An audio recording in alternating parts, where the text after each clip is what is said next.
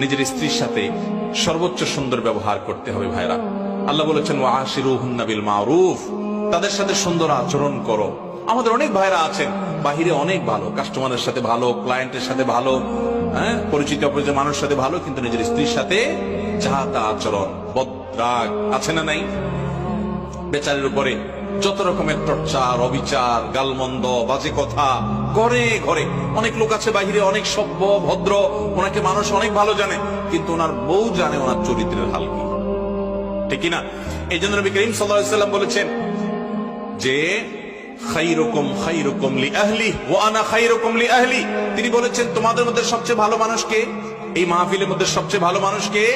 যে তার পরিবারের কাছে, কোন কোন হাদিস তিনি স্ত্রীকে নির্দিষ্ট করে বলে দিয়েছেন যে তার স্ত্রীর কাছে ভালো। অর্থাৎ স্ত্রী যদি বলে দিল থেকে যে আমার সাহেব, আমার স্বামী ওনার মতো মানুষ হয় না, উনি আসলে একজন অমায়িক ভালো মানুষ, এই সার্টিফিকেট যদি বউয়ের কাছ থেকে নিতে পারেন তো আল্লাহর কাছেও আপনি ভালো নিতে পারবেন। সবাই যায় বাসায় বউকে জিজ্ঞাসা করবেন যে হাদিসের ভাষ্য মতে তোমার সার্টিফিকেট ছাড়া আমি ভালো হওয়ার সুযোগ নাই, আসলে আমি মানুষটা কেমন বলো।